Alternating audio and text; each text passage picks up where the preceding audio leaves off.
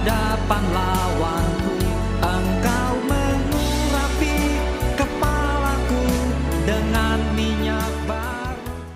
Jumpa kembali di Sharing Firman. Tema Sharing Firman hari ini adalah ketika Tuhan mengurangi, itu bukan hukuman, tapi perlindungan. Saudara, pernahkah kita bertanya dalam hati kita, Tuhan, mengapa Engkau mengambil ini dariku? Mengapa jalanku makin sempit, bukan makin luas? Mengapa setelah berdoa, justru kehilangan yang datang? Nah, kita hidup di dunia yang mengajarkan bahwa berkat selalu berarti bertambah. Uang bertambah, jabatan naik, relasi meluas, peluang terbuka. Namun Alkitab mengajarkan kebenaran yang lebih dalam. Kadang Tuhan tidak menambah, tapi mengurangi. Bukan untuk menghukum, melainkan untuk melindungi. Katakan amin. Mari kita bahas. Saudara, Yohanes 15 ayat 2 berkata, setiap ranting padaku yang tidak berbuah, dipotongnya. Dan setiap ranting yang berbuah, dibersihkannya, supaya ia lebih banyak berbuah. Perhatikan baik-baik. Tuhan mau kita berbuah. Jadi ranting yang berbuah justru malah dibersihkan. Artinya, pemotongan bukan tanda penolakan. Pemangkasan adalah tanda kepedulian. Tuhan tidak sedang menghukum. Ia sedang menyiapkan hasil yang lebih sehat, lebih luar biasa. 5 poin yang mau kita bahas hari ini adalah yang pertama, Tuhan mengurangi karena ia melihat bahaya yang kita tidak lihat. Amsal 14 ayat 12 berkata, ada jalan yang disangka orang lurus, tetapi ujungnya menuju maut. Seringkali kita menganggap kesempatan padahal itu perangkap. Kita menyebutnya berkat padahal itu jerat. Kita menyebutnya kehilangan padahal itu penyelamatan. Tuhan melihat yang tidak kita lihat. Relasi yang kelihatannya manis tapi akan menghancurkan iman. Pekerjaan yang menjanjikan uang tapi membunuh karakter.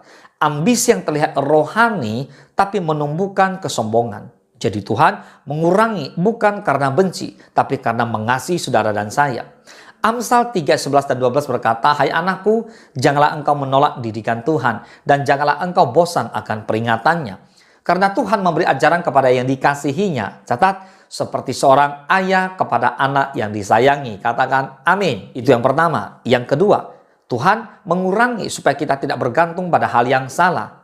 Kita lihat Ulangan 8 ayat 3. Jadi ia merendahkan hatimu, membiarkan engkau lapar, dan memberi engkau makan mana yang tidak kau kenal dan yang juga tidak dikenal oleh nenek moyangmu, untuk membuat engkau mengerti bahwa manusia hidup bukan dari roti saja, tetapi manusia hidup dari segala yang diucapkan Tuhan.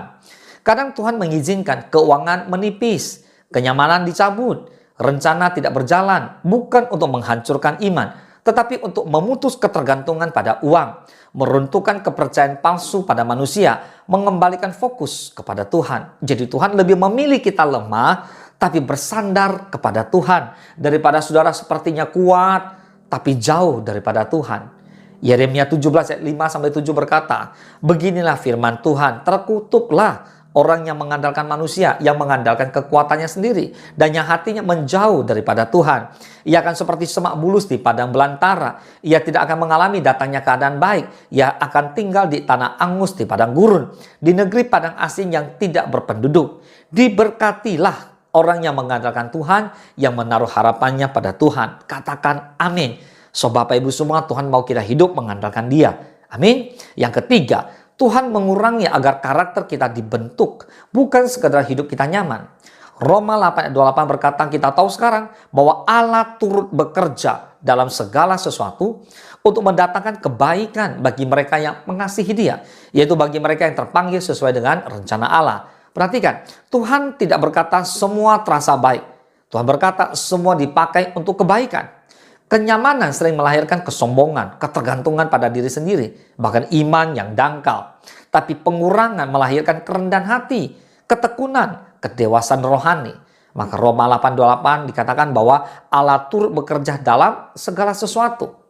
Di Yakobus 1 ayat kedua sampai keempat dikatakan, anggaplah, saudara-saudara, anggaplah sebagai suatu kebahagiaan apabila kamu jatuh ke dalam berbagai-bagai pencobaan. Sebab kamu tahu bahwa ujian terhadap imanmu itu menghasilkan ketekunan, dan biarkanlah ketekunan itu memperoleh buah yang matang supaya kamu menjadi sempurna dan utuh dan tak kekurangan suatu apapun. Boleh katakan amin.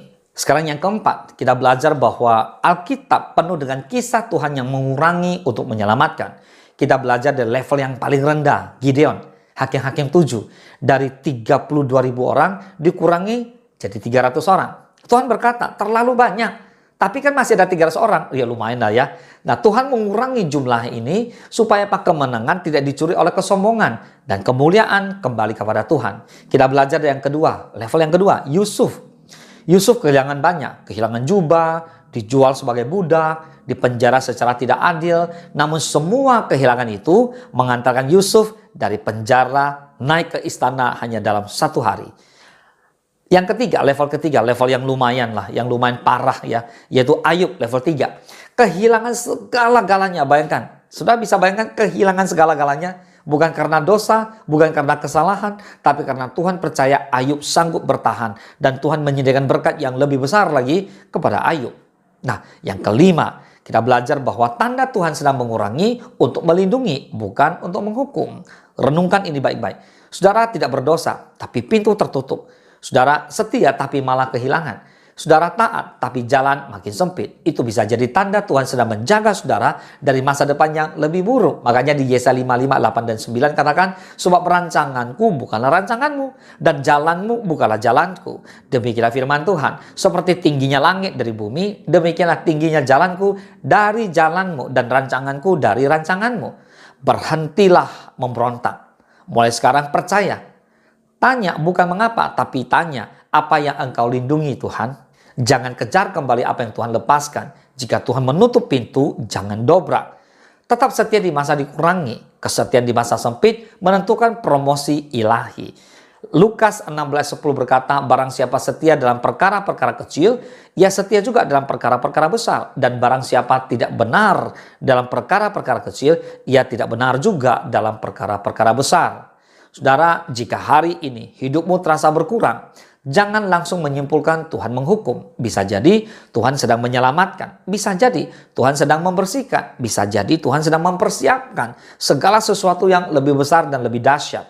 Ingat ini baik-baik. Tuhan tidak pernah mengambil sesuatu tanpa tujuan kasih. Pemangkasan hari ini adalah panen di masa depan. Jadi pesan Tuhan hari ini adalah ketika Tuhan mengurangi, itu bukan hukuman, tapi perlindungan. Katakan amin. Tuhan Yesus memberkati.